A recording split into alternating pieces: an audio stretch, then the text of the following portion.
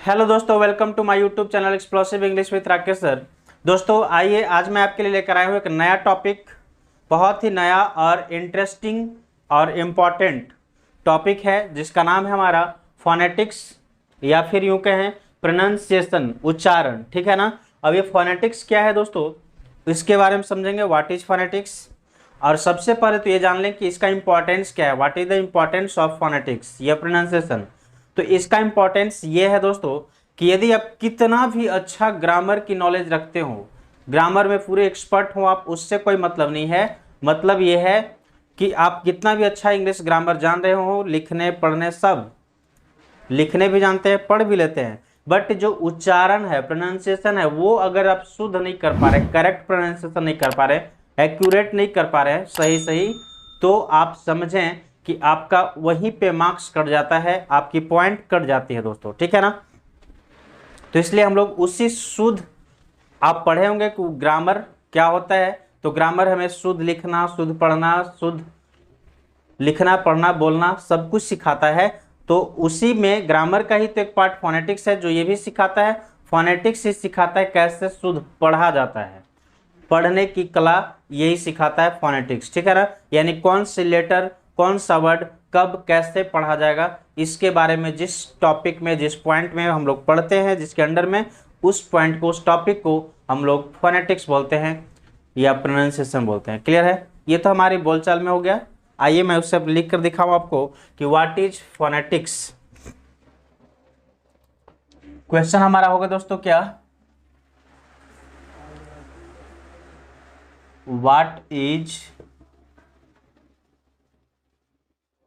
Phonetics.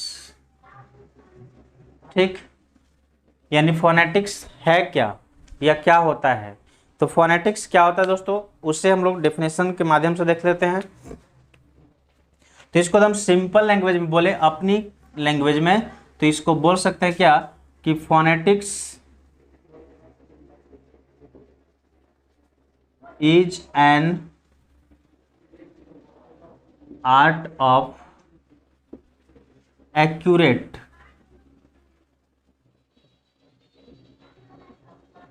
pronunciation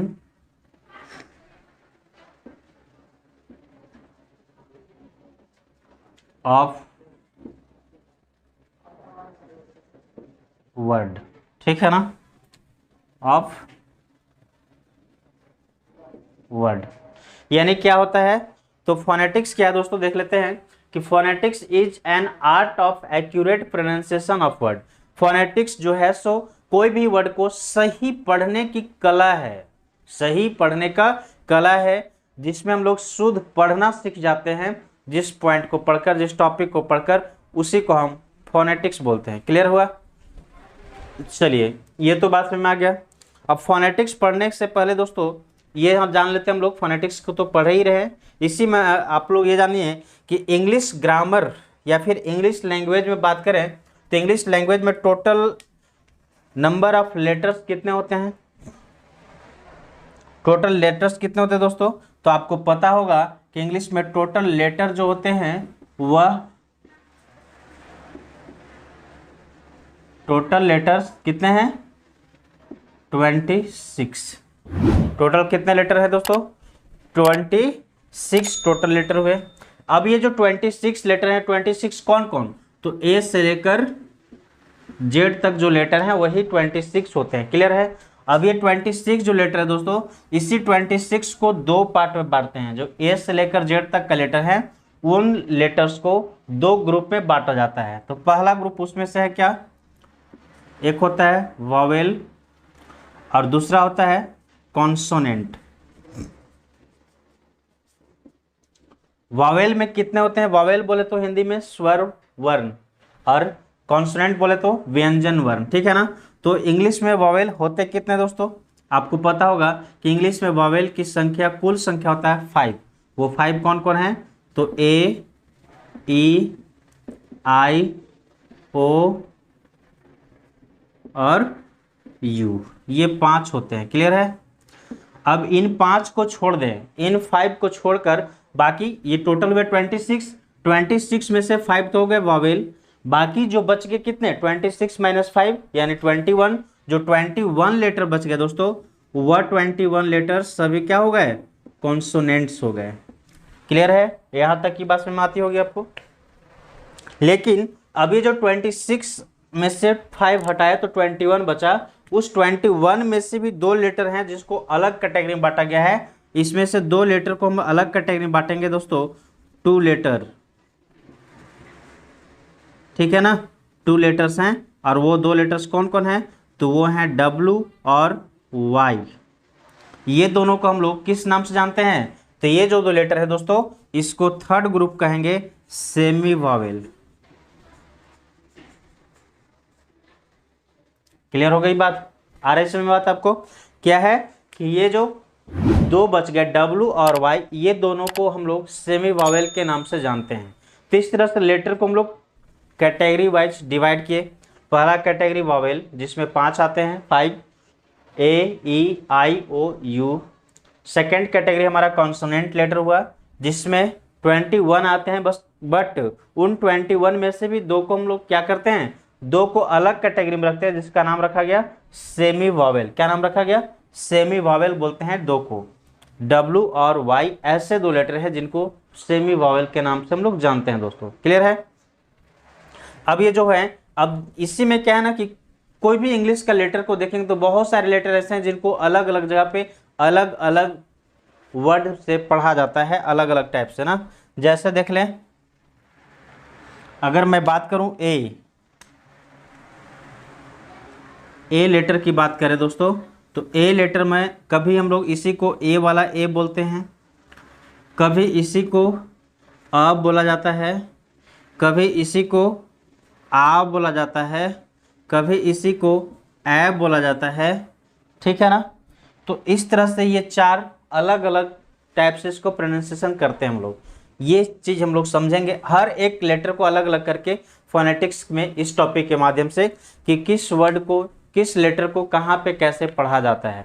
एक बार इसे आप ध्यान से देखिए, फिर हम बढ़ते हैं नेक्स्ट।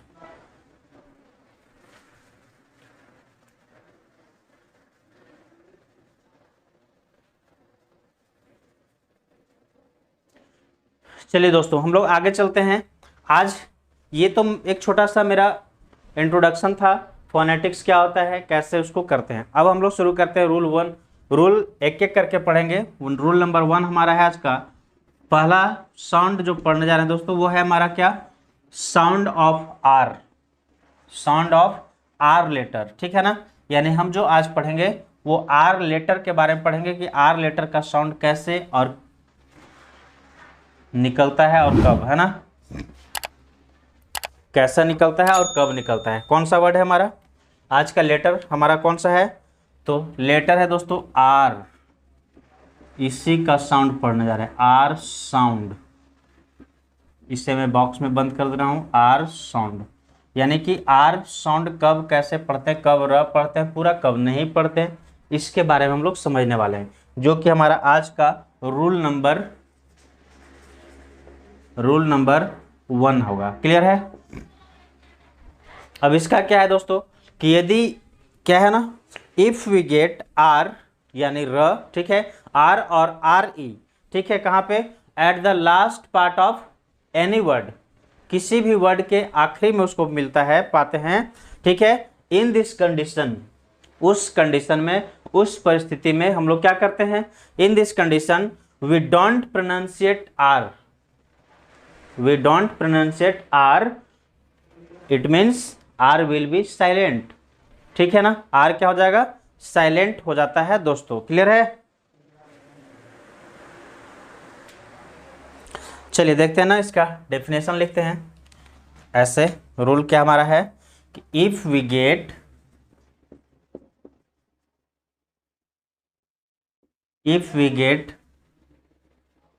आर और R E, if we get R और आर ई, ठीक है ना, कहाँ पे, at the last part of any word,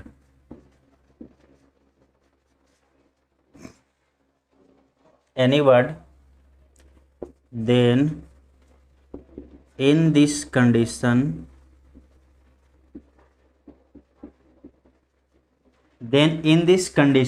ठीक है, in this condition we don't pronunciate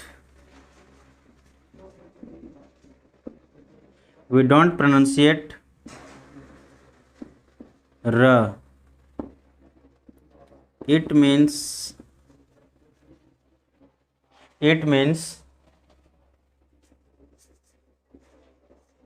r will remain silent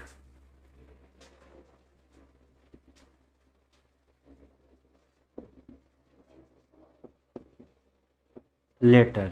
ठीक है दोस्तों, यहां तक की बात समझ में आ रही होगी। इफ वी गेट आर, ध्यान देंगे क्या, इफ वी गेट आर यानी र, या फिर आर ई, या तो सिंगल आर होगा या तो फिर आर ई होगा, कहां पे, एट द लास्ट पार्ट, ठीक है ना, ऑफ, कहां पे, एनी वर्ड, किसी भी शब्द के आखिरी में होगा क्या, आर या फिर R E, then in this condition we don't pronounce, हम लोग प्रोनाउंसिएशन नहीं करते हैं, क्या नहीं करते हैं, र, यानी उस आर या आर ई को र नहीं पढ़ते हैं। इट मीन्स, इसका मतलब क्या पढ़ेंगे उसको, it means R will remain silent letter, R जो है सो वहां पे साइलेंट रह जाएगा, बिल्कुल शांत रहेगा, यानी कि उसका प्रोनाउंसिएशन होगा ही नहीं। क्या होगा, प्रोनाउंसिएशन वहां पे होगा ही नहीं। अब यूं कहे तो इसका ऐसा है कि र ना हो करके क्या होगा, इस जगह पे जो इसको र न बोलना है, तो र न बोल करके हम लोग इसको कहें तो अ बोल सकते हैं, ऐसा हा पर, ठीक है, र की जगह पर उसको क्या बोल सकते हैं, अ बोल सकते हैं, लेकिन र नहीं बोलेंगे दोस्तों। क्लियर है, समझ में आ रही है बात आपको। चलिए जैसे एग्जाम्पल देखते हैं, अगर मैं एक लिखूं यहाँ पे वर्ड, कोई वर्ड है, इसका मैं लिख दूं हिंदी साउंड क्या आता है, ये जो वर्ड है उसी वर्ड को यहाँ पे हिंदी साउंड क्या होगा और उसी का इंग्लिश साउंड क्या होगा।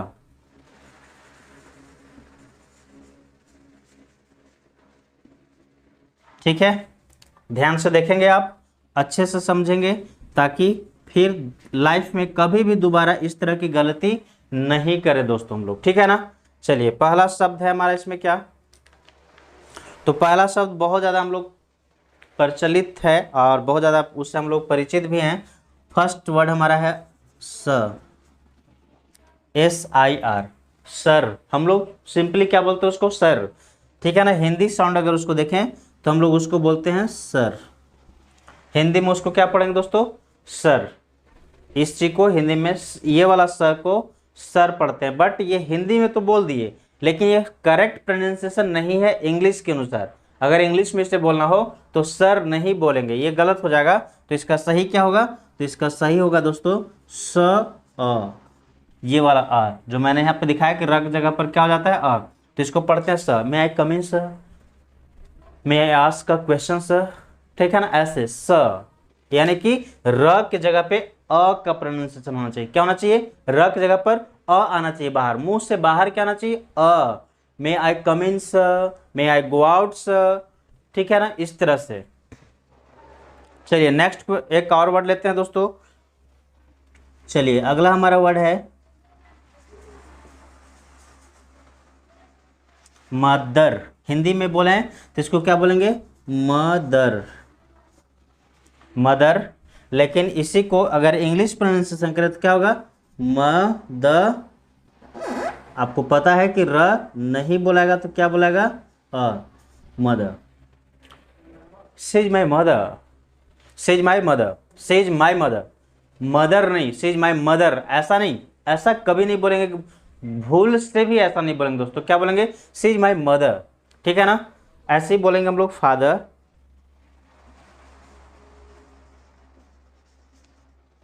फादर।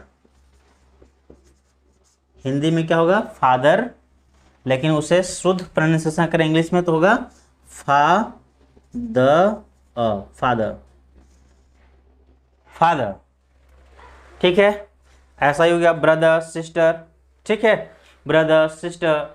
तो ये इसी तरह से प्रोनाउंसिएशन करना होता है दोस्तों। ठीक है, एक बार आप इन्हें ध्यान से देखिए, ऐसे बहुत सारे वर्ड हैं, आप किसी भी वर्ड को लेंगे, बस ध्यान देना क्या है कि लास्ट में देखिए, इन सभी वर्ड के आखिरी में देखिए सर, SIR, र कहाँ है, तो इस वर्ड के आखिरी में है। ER कहाँ है, आखिरी में है, यानी कि R आखिरी में है, यहाँ पे भी R आखिरी में है, इसलिए इसको हम लोग हमेशा र साइलेंट करके पढ़ेंगे और लास्ट में अ का साउंड आना चाहिए ना।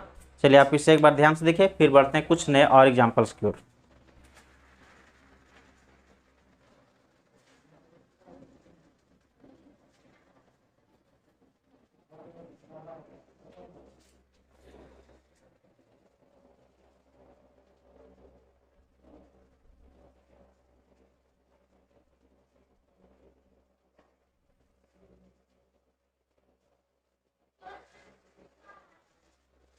चलिए दोस्तों, तो ये तो आर वाला हम लोग साउंड देख लिए। अब हम लोग देखते हैं जिसके लास्ट में आर था वो तो देख लिए, अब देखते हैं जिसके लास्ट में RE हो। क्या हो, RE। ऐसा कुछ वर्ड भी देख लेते हैं, उस तरह का भी वर्ड एक दो गो।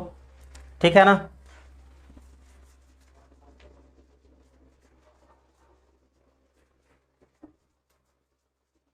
चलिए, तो इस तरह का वर्ड हमारा मिलेगा, बहुत सारे ऐसे भी वर्ड मिलेंगे आपको। ठीक है ना, जैसे एग्जाम्पल देख लीजिए, मैं बोलूँ अगर THERE, HERE,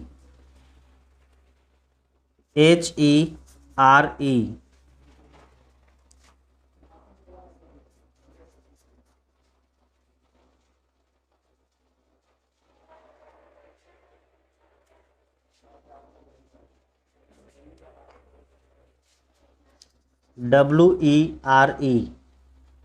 देखिए, ये 3 वर्ड लिखा हूं, तीनों को पढ़ते हैं। तो ये जो है THERE, देयर, इसको हम लोग बोलते हैं ऐसे देयर, लेकिन देयर नहीं पढ़ेंगे इसको, ऐसे हिंदी के अनुसार पढ़ें तो देयर, देयर, बट इसको प्रोनाउंसिएशन क्या करते हैं हम लोग, देयर, देयर। ठीक है, देयर। हेयर, इसको क्या पढ़ेंगे, हेयर, है ना, हेयर या फिर हेयर, हेयर। अब इसको लेकिन हेयर नहीं पढ़ करके क्या बोलेंगे, हेयर,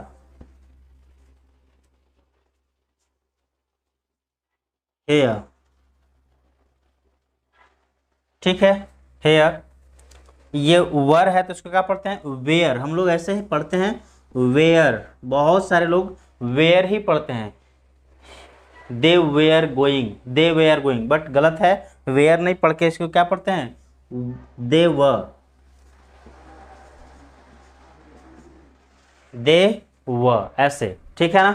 तो इस तरह से प्रोनाउंसिएशन किया जाता है दोस्तों। आर साउंड, यानी आर का साउंड कहाँ पे कैसे निकालते हैं हम लोग, ये आज मैंने आपको सिखाया। क्या सीखे हम लोग, एक बार इसे आप देखिए, फिर से मैं इसको रिकैप कराता हूं।